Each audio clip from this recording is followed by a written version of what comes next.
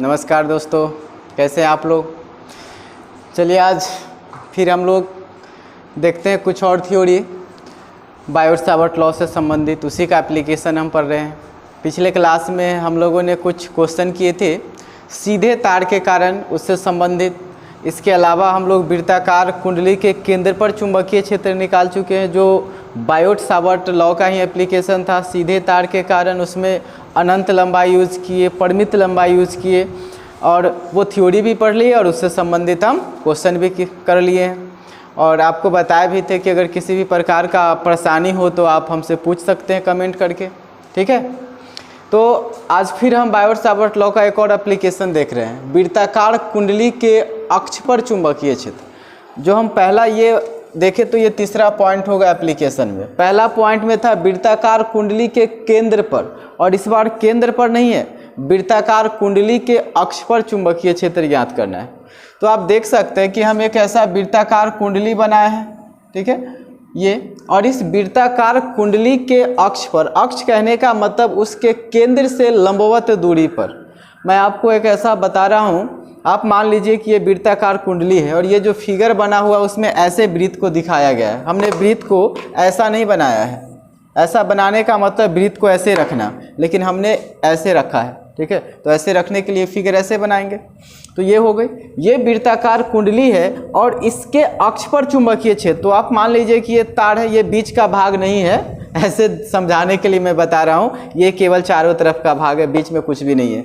अब इसमें करंट ऐसे फ्लो हो रही है, ठीक है, क्लॉकवाइज इसको हम बोल सकते हैं, क्लॉकवाइज डायरेक्शन में। तो करंट ऐसे फ्लो हो रही है। अब इसके केंद्र है ये वाला, ठीक है। अब इसके केंद्र के लंबवत हम इस बिंदु पर अगर चुंबकीय क्षेत्र निकाल रहे हैं यहाँ पर, तो ये इसको हम बोलेंगे वृत्ताकार कुंडली के अक्ष पर चुंबकीय क्षेत्र, इस प्रकार, ठीक है। यानी ये बीच में कोई भाग नहीं है, बीच का भाग खाली है, और इस खाली भाग के अनुसार केंद्र से लंबवत दूरी पर, यानी यहाँ पर कुछ भी दूरी हो सकता है, यहाँ पर जो हम चुंबकीय क्षेत्र निकालेंगे उसी को बोलेंगे वृत्ताकार कुंडली के अक्ष पर चुंबकीय क्षेत्र। तो आप यहाँ पर देख सकते हैं कि अगर इसमें करंट ऐसे फ्लो हो रही है इस डायरेक्शन में, ठीक है, तो एक ही बार में हम पूरे तार के कारण तो चुंबकीय क्षेत्र नहीं निकाल सकते। चूंकि कुंडली है तो जरूरी नहीं कि तार एक ही फेरे हो, 2 फेरा भी हो सकता है, 3 फेरा भी, ढेर सारा हो सकता है, ठीक है। तो हम पहले एक फेरा यूज़ कर लेते हैं, उसके बाद हम एन यूज़ कर लेंगे। तो ऐसे है। अब इसमें करंट इस डायरेक्शन में फ्लो हो रहा है, तो अगर हम यहाँ पर ये छोटा सा एक अल्पांश लंबाई माने, क्योंकि बायोट-सावर्ट नियम हम छोटे से टुकड़े के लिए मानते हैं, तो हम छोटे से टुकड़ों के लिए यहाँ पर अगर इस बिंदु के कारण इस बिंदु पर चुंबकीय क्षेत्र निकाले, तो डायरेक्शन आप देख लीजिए। डायरेक्शन हम क्या बताए थे कि जिस अपना हाथ को ऐसे बांध लेंगे और जिधर करंट फ्लो हो रहा है डायरेक्शन में उस तरफ अंगूठा रखेंगे, और जहाँ पर चुंबकीय क्षेत्र ज्ञात करना है उधर उंगली को खोलेंगे, और जो तलहथी की दिशा आएगी वो चुंबकीय क्षेत्र की दिशा होगी। तो ये वाला अल्पांश है और यहाँ पर चुंबकीय क्षेत्र निकालना है। तो हम ऐसे रखें और इस प्रकार खोले, तो आप देख सकते हैं चुंबकीय क्षेत्र का डायरेक्शन इस प्रकार हुआ। मतलब इस लाइन को ऐसे मिला दे तो इसके लंबवत दिशा में इस तरफ चुंबकीय क्षेत्र हुआ, जैसा कि फिगर में दिख रहा है, ठीक है। यानी क्या है, आप ये देख सकते हैं कि इस प्रकार था, और इसके कारण हम इस dl से r दूरी पर अगर चुंबकीय क्षेत्र ले रहे हैं तो इसका डायरेक्शन इधर की तरफ हो रहा है, यानी इससे लंबवत डायरेक्शन में। तो हम मान लेते हैं कि ये फाई हो रहा है, तो ये 90 माइनस फाई हो जाएगा, और ये भी 90 डिग्री पर है तो फिर से ये फाई हो जाएगा, है कि नहीं। फिर से एक बार आप देख लीजिए डायरेक्शन कैसे है। वो धारा इस प्रकार चल रहा है तो अंगूठा को ऐसे रखेंगे और उंगली को यहाँ पर निकालना है तो उस दिशा में खोलेंगे। तो आप देख सकते हैं डायरेक्शन क्या हो रहा है, इधर की तरफ ऐसे। तो डायरेक्शन इधर झुका हुआ है थोड़ा सा। तो हम क्या करते हैं कि ये वृत्ताकार एक कुंडली है जिसकी त्रिज्या क्या है, r है। इसके केंद्र से x दूरी पर इसके अक्ष पर स्थित कोई बिंदु P मान लेते हैं, जहां पर चुंबकीय क्षेत्र B का मान ज्ञात करना है, ठीक है। इसके लिए हम dl लंबाई के त्रिज्यत विपरीत 2 अल्पांश की कल्पना करते हैं। मतलब त्रिज्या के ठीक एक दूसरे के विपरीत, एक इस कोना तो दूसरा उस कोना। जैसे कहने का मतलब एक यहाँ पर तो दूसरा यहाँ पर, एक दूसरे के विपरीत छोटे छोटे दो अल्पांश टुकड़े ले लिए और उसके कारण हम चुंबकीय क्षेत्र पहले देख लेते हैं। तो इसके कारण जो चुंबकीय क्षेत्र यहाँ पर होगा उसकी डायरेक्शन इधर हो जाएगी और वो dB हो जाएगा बायोट-सावर्ट नियम के अनुसार, जिसका वैल्यू होता है बायोट-सावर्ट नियम के अनुसार dB बराबर होता है μ0/4π/I/dl sin θ/r²। तो dB की वैल्यू। उसी प्रकार अगर हम इसके कारण अगर यहाँ पर देखें तो उसकी डायरेक्शन इधर हो जाएगी चुंबकीय क्षेत्र dB की, ठीक है। फिर यहाँ पर हमने फाई कोण माना है और ये त्रिज्यत विपरीत है, तो फाई कोण ये है तो फाई ये भी होगा और ये इसके साथ 90 बन रहा है, क्योंकि पहले तो ये 90 है तो ये फाई, तो ये 90 माइनस फाई और ये 90 माइनस फाई, तो ये वाला फाई, चूंकि ये दोनों भी 90 डिग्री का कोण बनाता है। उसी प्रकार ये वाला फाई है तो ये भी फाई होगा, क्योंकि ये 90 है तो ये हो जाएगा 90 माइनस फाई और ये भी 90 है तो ये हो जाएगा फाई, ठीक है। अब हम इसका कंपोनेंट ले लेते हैं पहले। अगर हम इसका एंगल के डायरेक्शन में कंपोनेंट लेंगे इधर तो हो जाएगा ये dB cos फाई और इसका भी एंगल के डायरेक्शन में लेंगे तो dB cos फाई और एंगल के अपोजिट में लेंगे तो यहाँ पर dB sin फाई, ये वैल्यू होगा, ठीक है। अब आप सोचिए कि यहाँ पर जब हम ऐसा रिंग लिए, इस प्रकार रिंग, तो हमने तो केवल दो ही अपोजिट लिए ना, दो ही अपोजिट छोटे छोटे अल्पांश पे हम विचार कर रहे हैं, उसी को कल्पना किए हैं।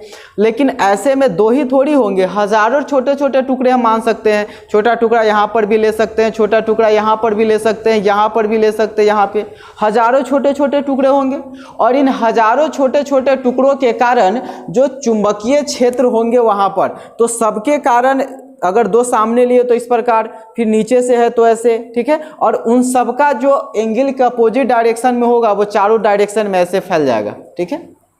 जरा सोचिए कि यहाँ पर हमने तो दो टुकड़ा लिया ना, जैसे यहाँ पे एक ऊपर लिया और एक नीचे लिया, तो इसके कारण इस दिशा में और नीचे वाले के कारण इस दिशा में, तो इसके अपोजिट इधर हुए और इसका अपोजिट नीचे, एक दूसरे के विपरीत। लेकिन हम दूसरा अल्पांश यहाँ पर और यहाँ पर भी ले सकते थे, तो उसका भी चुंबकीय क्षेत्र इस दिशा में और इस दिशा में होता कॉस, होता कि नहीं होता। तो अगर हम इस बिंदु पर निकालते हैं तो अगर इसमें हम बहुत सारा छोटा छोटा अगर हम टुकड़ा मान ले dl, तो उनका जो कॉस कंपोनेंट होगा सब एक दूसरे के विपरीत हो जाएगा। जैसे यहाँ और यहाँ माने तो ऊपर नीचे हो गया, यहाँ और यहाँ मान लेते तो ऐसे हो जाता, यहाँ और यहाँ मानते तो ऐसे हो जाता, होता कि नहीं। तो हम बहुत सारा चुंबकीय टुकड़ा, छोटा छोटा टुकड़ा मान सकते थे और उन सबका जो कॉस कंपोनेंट होता वो एक दूसरे के विपरीत आता, यानी जो भी कॉस कंपोनेंट होगा वो ऐसे फैल जाएगा, ठीक है। तो वो एक दूसरे को क्या कर देगा, निष्फल कर देगा, क्योंकि जितना चुंबकीय क्षेत्र ऊपर है ठीक उतना ही चुंबकीय क्षेत्र नीचे है। अगर यहाँ पर टुकड़ा माने होते तो जितना चुंबकीय क्षेत्र इधर होता ठीक उतना ही चुंबकीय क्षेत्र अंदर की ओर होता, तो वो एक दूसरे को क्या कर देंगे, निष्फल कर देंगे।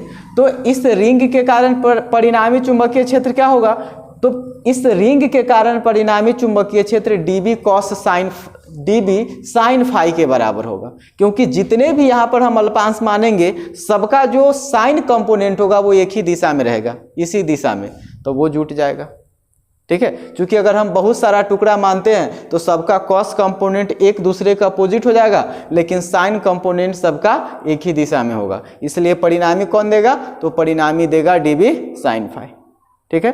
तो फिगर आपको यहाँ पे समझना है, यहाँ पर इस थ्योरी में सबसे इंपॉर्टेंट वही है फिगर, बाकी तो बायोट-सावर्ट लॉ पहले से ही पता है, उसी में थोड़ा सा मॉडिफाई कर देना है और कुछ नहीं है।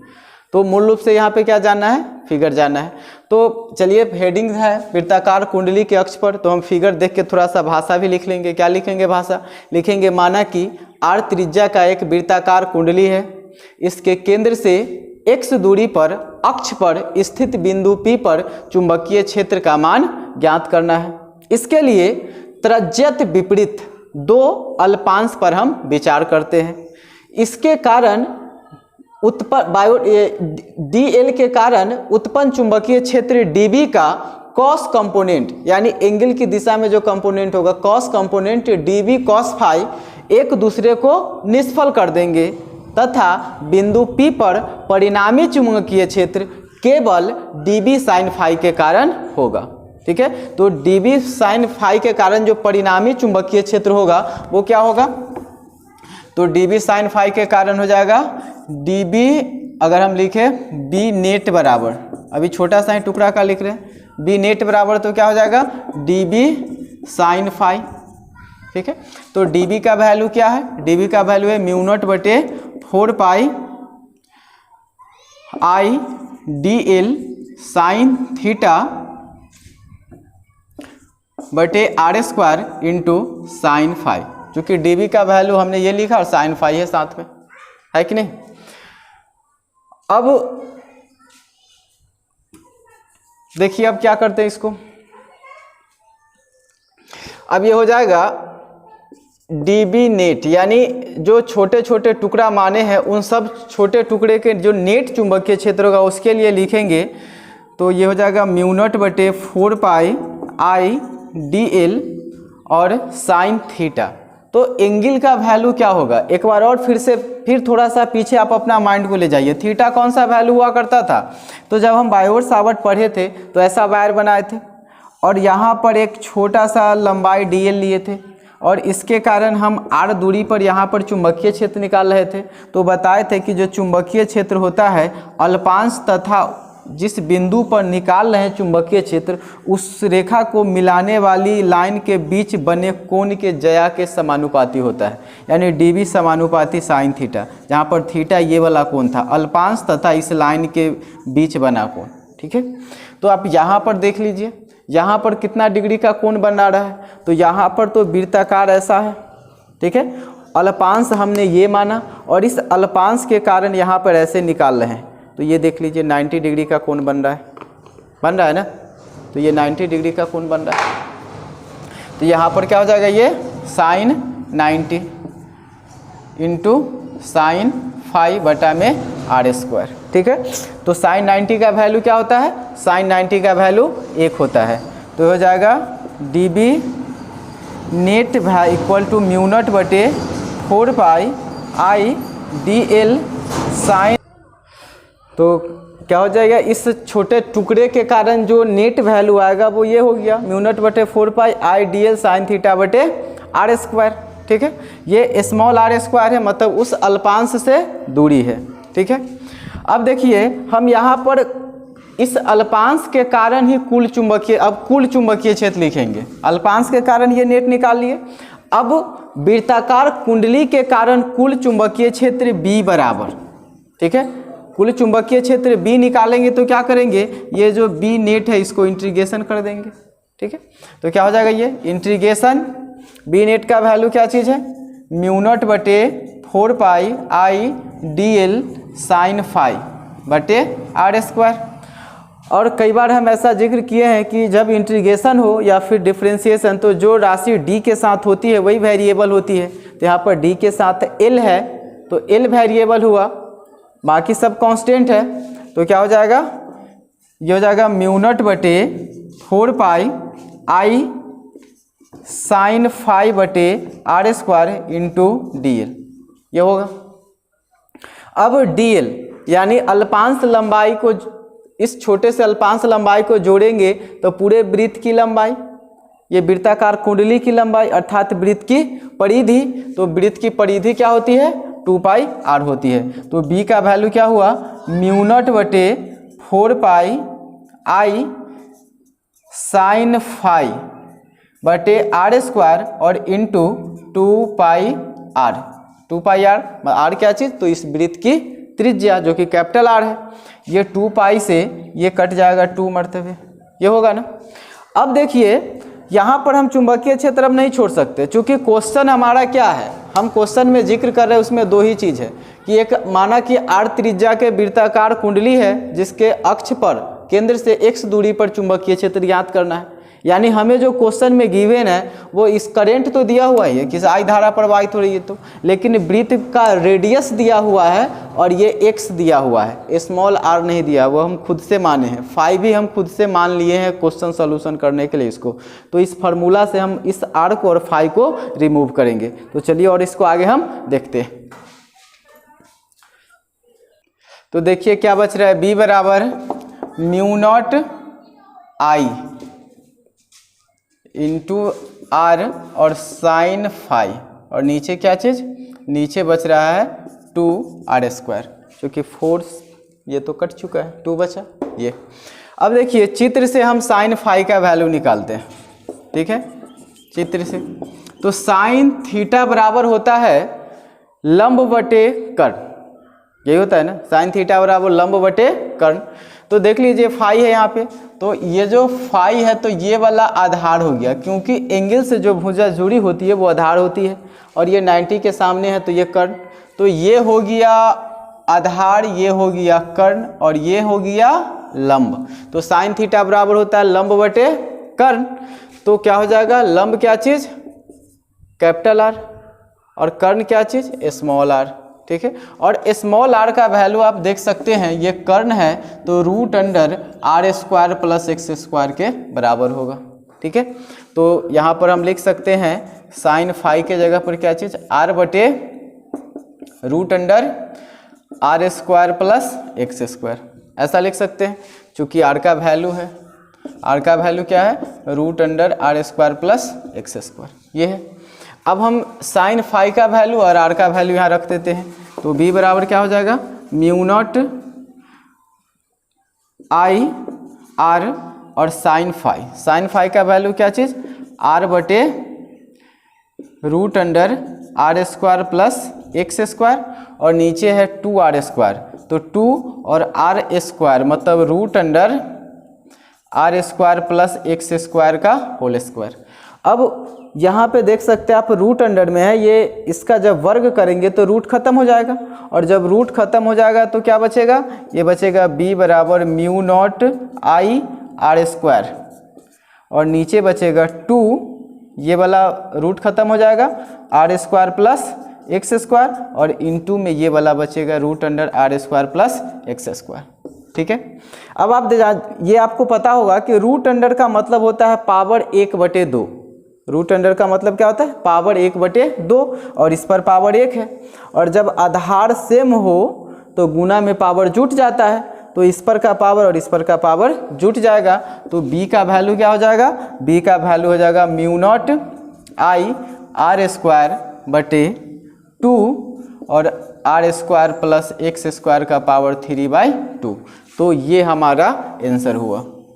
यानी वृत्ताकार कुंडली के अक्ष पर चुंबकीय क्षेत्र का वैल्यू ये होता है।